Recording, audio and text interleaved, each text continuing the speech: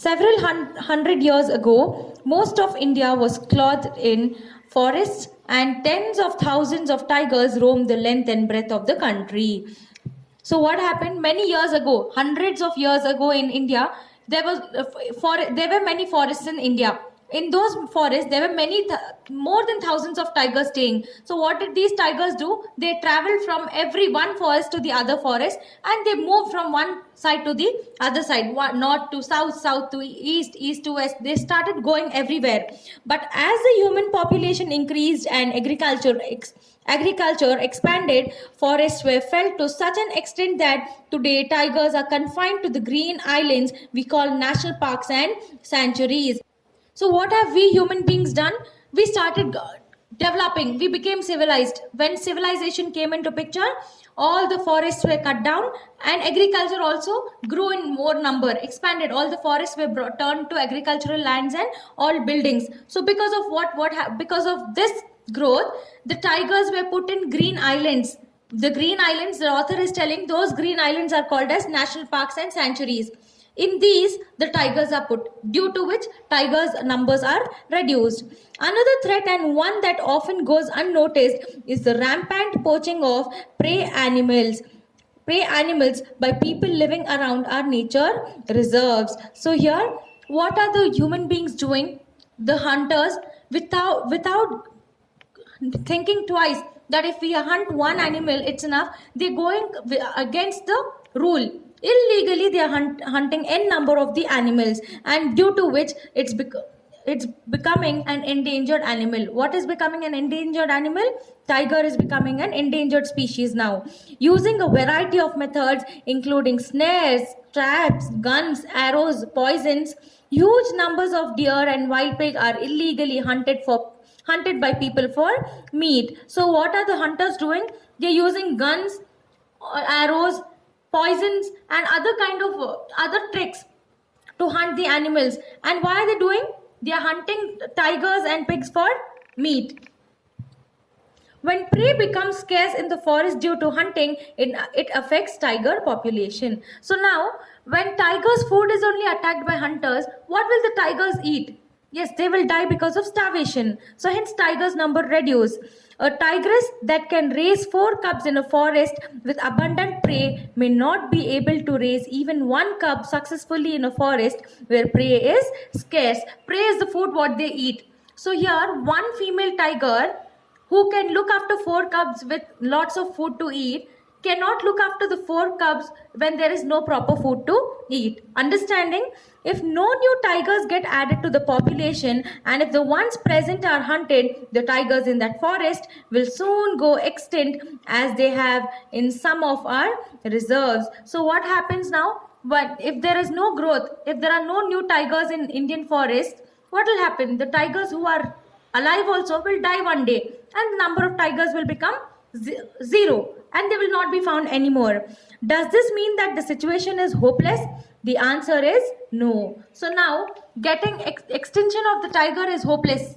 What will be your answer? Yes or no? The author is telling no. In some of our reserves, like Kaziranga in Assam, Corbett in Uttarakhand, and Nagarholi in Karnataka, good protection measures have resulted in thriving tiger population. So here the author is telling that there are certain parts of India which are looking after the tigers very well. So he is given example of Assam, Uttarakhand, Karnataka and all. They are looking after the tigers very well. Although poaching has not been and can never be totally eliminated even in these reserves, the large number of cubs that are added to the population each year more than makes up for the few that fall prey to poachers.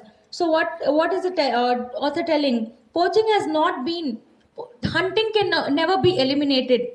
It cannot be removed. But still, what is happening? The new cubs, the new tigers which are born every year become the prey of poachers. They come under the hold of these hunters, and hence what happens? Tigers' number gets reduced. How is it that these reserves have succeeded in increasing their tiger populations where others have failed? Now author is comparing certain places like Karnataka, Uttarakhand and Assam, and telling when these states are preserving the population of tigers, Why are the others not doing? What is the reason? It all comes down to good systems set up for protection. So he's telling there are different ways of protecting the tigers. So these states have taken up good measures. These reserves and a few others like them have many anti-poaching camps inside and on the periphery of the forest that are manned round the clock by forest guards. So here he's telling in states like this how the tigers are protected in the sense anti-poaching. This means those who are the hunters who are coming to attack these animals, there are few guards who will catch hold of them, and when they catch hold of them, they cannot attack the tigers. So steps like these are taken to protect the tigers. While some guards stay and look after the camp, others patrol the forest on foot, checking for human intruders. So now what few guards will do? They will stay and look after the camp, and others will move around the forest to see who is doing what over there. These foot patrols are crucial for detecting snares and traps that are set by poachers, which will not be visible if the guards just drive around the forest in jeep. So now he's telling that usually in when you watch any animated movies, they'll show that they'll dig a pit and cover it with leaves, right? So what will happen when the animal comes there? It will fall in the pit and get caught. It will come under the trap. So there are hunters who do all this, and even the guard cannot find this. So just because of this, even they come under the trap and they get attacked. So here it is not safe for the guards also to move in the jeep finding out what is happening around the forest. India has excellent wildlife laws that prohibit the killing of almost all species of wild animals. So here he is praising the Indian law. He's telling that India has the best law, that it says that the law tells that we have to protect all the wild animals. The problem is that in many cases, the laws are not enforced diligently because many states do not consider wildlife protection to be very important. So here he's telling that the problem is most of the states don't think it's important to protect the wild animals. So that is why wild animals are becoming less in number.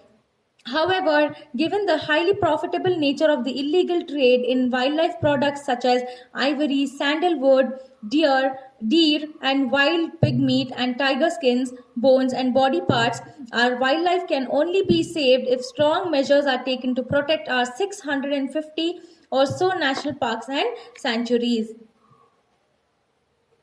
So here the author is telling that the profit what they get from the tiger skin and other animals stuff whatever they collect is not making them stop the killing of wild animals. Hence this is making the wild animals extinct. It is also extremely important for the forest department of each state to establish a friendly rapport with local people living on the edges of our reserves and involve them in conservation activities. So here the author is telling the people who are living on the outskirts of the forest, we need to go make good friendship with them and teach them the importance of wild animals and how to conserve them. Friendly informers in fringe villages can make a job of catching poachers much easier. Wildlife conservation is a complex and difficult task that can only succeed if government officials and common citizens join hands. So here he's telling the friendly informers, that is those who are staying on the borders of the forest, they have to be very friendly. They can catch hold of those hunters who are coming to try and coming to attack the tiger. And moreover, this can happen only if we join our hands together. That is, if we think about conserving the wildlife. This kind of cooperation is vital as India's wildlife treasure belongs to all of us. So this kind of cooperation is very important because India's treasure belongs to Indians only. The tiger is a highly adaptable species that thrives in a wide variety of natural habitats and climatic conditions. So here the author is telling tiger can stay in any places. It gets adapted to the climate quickly. All we need to do is ensure undisturbed habitat with plenty of prey, and nature will do the rest. So here all we can do to save tiger is we need to make sure there are animals which tiger will live on. And moreover, the nature, that is rest all we have to leave it in the hands of the creator. The wonderful thing is that protection measures put in place to save tigers also benefit all the wildlife that share the tiger's habitat. And moreover, we need to put up boards, save tigers, tigers are becoming extinct. All these boards will also help in conservation of tigers, and saving the tigers habitat benefits all of us, because over 300 rivers originate from forests that are now protected in the name of the tiger. So he's telling we need to save tiger because there are more than 300 rivers which are flowing through the forest. Okay, and yes, if we protect tigers, naturally the river water is also protected. Without these rivers, we would not be able to quench our thirst or grow crops to feed ourselves. So here, why are we protecting the forest and the rivers? Because tigers are living. If there were no tigers, we would have destroyed that also, right? So he's telling because of these tigers, our rivers are getting protected, and without water, we cannot quench our thirst. So hence it's important for us to protect the tigers and also the forest, because from the forest we get crops, right? And even from the agricultural lands. The tiger is a magnificent symbol of our country, and all over the world, India is known as the land of the tiger. See, India is titled as land of tiger, but we, being Indians, are not protecting. So we need to keep up this title. Our planet will be a poorer place if this precious gifts of nature disappears forever. Then Earth will become a useless place when all these natural things become extinct. We cannot be found anywhere. Saving the tiger is entirely in our hands, and we can do it. We can save the tiger. So the author is telling saving tiger is all in our hands.